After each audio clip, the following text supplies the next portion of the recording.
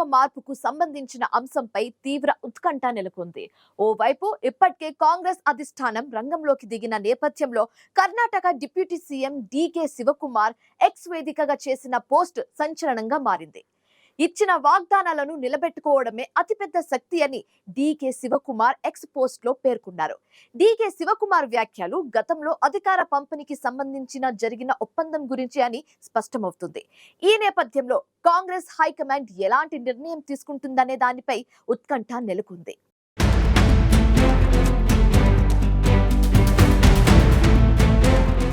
కర్ణాటకలోని కాంగ్రెస్ ప్రభుత్వం ఇటీవలే 2.5 ఏళ్ల పదవీ కాలాన్ని పూర్తి చేసుకోవడంతో అధికార పంపిణీకి సంబంధించిన చర్చ తీవ్ర స్థాయికి చేరుకుంది. తొలుత నవంబర్లో నాయకత్వ మార్పు ఉండొచ్చని జోరుగా ప్రచారం జరిగింది. అయితే నవంబర్ ముగింపునకు వచ్చినా ఇంకా నాయకత్వ మార్పుపై స్పష్టత రాలేదు. ఈ నేపథ్యంలో డిప్యూటీ సీఎం డీకే శివకుమార్ సంచలన పోస్టు చేశారు. పదశక్తి ప్రపంచ శక్తి అని ఇచ్చిన వాగ్దానాలను నిలబెట్టుకోవడమే ప్రపంచంలోని అతిపెద్ద శక్తి అని డీకే ఎక్స్ పోస్టులో పేర్కొన్నారు. మాటను నిలబెట్టుకోవడంలో జడ్జి అయినా రాష్ట్రపతి అయినా ఇచ్చిన మాట ప్రకారం నడుచుకోవాలని డీకే సూచించారు. డీకే శివకుమార్ ఎక్స్లో పేర్కొన్న వ్యాఖ్యలపై కర్ణాటక రాజకీయాల్లో తీవ్ర చర్చ జరుగుతోంది. మరోవైపు కర్ణాటక హోంమంత్రి జి పరమేశ్వర సీఎం మార్పుపై కీలక వ్యాఖ్యలు చేశారు. డీకే శివకుమార్ సీఎం అయ్యేందుకు తాను పూర్తిగా మద్దతిస్తానని స్పష్టం చేశారు. అధికార మార్పిడి జరిగి శివకుమార్కు సీఎం బాధ్యతలు అప్పగించినా తాను దానికి అంగీకరిస్తానని పరమేశ్వర్ పేర్కొన్నారు. తనకు ముఖ్యమంత్రి అవ్వాలనే కోరిక ఉందని తెలిపిన పరమేశ్వర పార్టీ కోసం తాను చేసిన కృషి గురించి హైకమాండ్కు తెలుసునని వారే తుది నిర్ణయం తీసుకుంటారని అభిప్రాయపడ్డారు. మల్లికార్జున ఖర్గే కూడా కర్ణాటక ముఖ్యమంత్రి పదవికి తగిన వ్యక్తి అని పరమేశ్వర స్పష్టం చేశారు. ఇదిలా ఉండగా ముఖ్యమంత్రి పదవి ఎవరికి కట్టబెట్టాలనే విషయంపై కాంగ్రెస్ జాతీయ అధ్యక్షుడు మల్లికార్జున ఖర్గే స్పందించారు.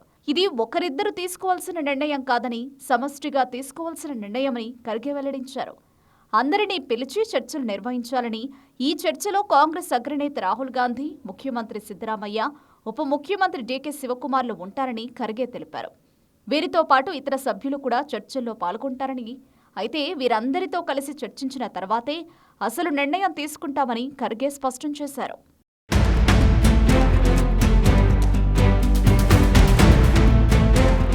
కాంగ్రెస్ సీనియర్ ఎమ్మెల్యే మాజీ మంత్రి కేఎన్ రాజన్న కూడా సీఎం మార్పుపై కీలక వ్యాఖ్యలు చేశారు. ముఖ్యమంత్రిని కాంగ్రెస్ లెజిస్లేచర్ పార్టీ నిర్ణయించాలని, అందువల్ల అసెంబ్లీని రద్దు చేసి ఎన్నికలకు సన్నద్ధం కావాలని కేఎన్ రాజన్న తెలిపారు.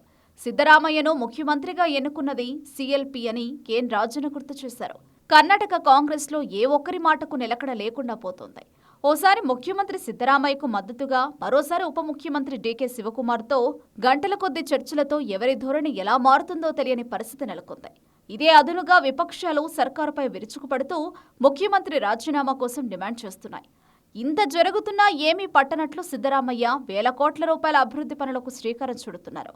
మరోవైపు రాజ్యాంగ దినోత్సవ కార్యక్రమాల్లో పాల్గొని ప్రజాస్వామ్య పరిరక్షణపై ఉపన్యసిస్తున్న నేతలు ఇవన్నీ ప్రసంగానికే తప్ప ఆచరణకు సాధ్యపడవని తమ చేతులతో నిరూపిస్తున్నారు.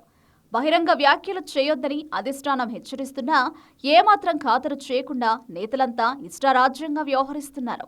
రాహుల్ గాంధీ విదేశీ పర్యటన నుంచి తిరిగి వచ్చాక డీకే శివకుమార్ శిబిరంలో సందడి మొదలైంది. బహుశా రాహుల్ గాంధీ నుంచి వచ్చిన మెసేజ్ ఎఫెక్టే కావచ్చనే అభిప్రాయాలు వ్యక్తమవుతున్నాయి. అధికార పంపిణీ అనివార్యమైతే అందుకు తగిన అర్హతలు డీకేకి అవసరం. అందులో కీలకమైనది ఎమ్మెల్యేల మద్దతు. ముఖ్యమంత్రి సిద్ధరామయ్యకు బలంగా ఉన్న ఈ అంశమే డీకేకు అధికార పగ్గాలను అందకుండా చేస్తోంది. ఎమ్మెల్యేల బలాన్ని సాధించుకునేందుక అన్నట్లు డీకే మంత్రులు ఎమ్మెల్యేలతో మంతనాలు సాగిస్తున్నారు. ఇప్పటికే తనకు మద్దతిచ్చే ఎమ్మెల్యేల సంఖ్యను పెంచుకుంటున్న డీకే ఆ సంఖ్యను 50కి చేర్చాలని ప్రయత్నిస్తున్నారు. మొన్నటి వరకు తాను పార్టీకి సైనికుడిగా పనిచేస్తానని పదే పదే వ్యాఖ్యానించిన డీకే ఇటీవల ఆ స్వరాన్ని తగ్గించి నాతో పాటు అందరి శ్రమ ఉందన్నారు. కాంగ్రెస్ పార్టీలో వ్యక్తి పూజ లేదని చెప్పారు. ఇక ముఖ్యమంత్రితో కలిసి 2028 ఎన్నికల్లో పార్టీని గెలిపించి 2029 నాటికి రాహుల్ గాంధీని ప్రధానిని చేద్దామని 140 మంది ఎమ్మెల్యేలకు పిలుపునిచ్చి ఐక్యరాగాన్ని ఆలపిస్తున్నారు డీకే శివకుమార్.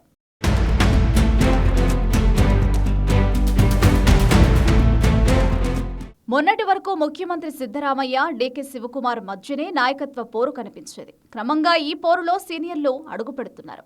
ఇప్పటికే హోంమంత్రి డాక్టర్ జి పరమేశ్వర్ తాను సీఎం పోటీదారుడినని ప్రకటించగా తాజాగా సతీష్ జార్జిహోళీ తన మద్దతుదారులతో ప్రత్యేక విందు సమావేశాలతో అలజడి రేపుతున్నారు. సతీష్ జార్జిహోళీ బెంగళూరులోని ఓ హోటల్లో ప్రకాష్ కోళివాడ్, వెంకటేష్, ఆసిఫ్ పఠాన్, విశ్వాస్ వైద్య, గణేష్, బాబాసాహెబ్ పాటిల్ తదితరులతో ప్రత్యేకంగా సమావేశమవడం ఆసక్తికరంగా మారింది.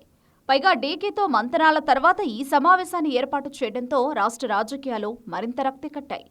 డీకే శిబిరానికి పోటీగా తాను కూడా కనీసం 20 నుంచి 30 మంది ఎమ్మెల్యేలతో అధిష్టానానికి సందేశాన్ని పంపాలని సతీష్ జార్జిహోళీ ప్రయత్నిస్తున్నారు.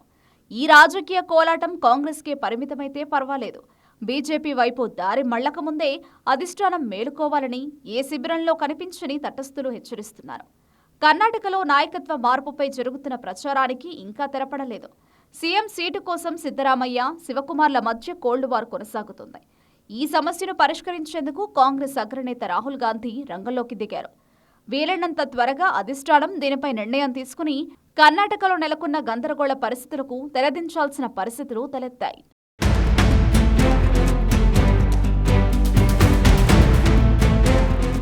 కర్ణాటక సీఎం పీఠం కోసం సిద్ధరామయ్య, డీకే శివకుమార్ల మధ్య కోల్డ్ వార్ కొనసాగుతూనే ఉంది. ఈ సమస్యను పరిష్కరించేందుకు కాంగ్రెస్ అగ్రనేత రాహుల్ గాంధీ రంగంలోకి దిగడంతో త్వరలోనే దీనిపై స్పష్టత వచ్చే అవకాశాలు కనిపిస్తున్నాయి.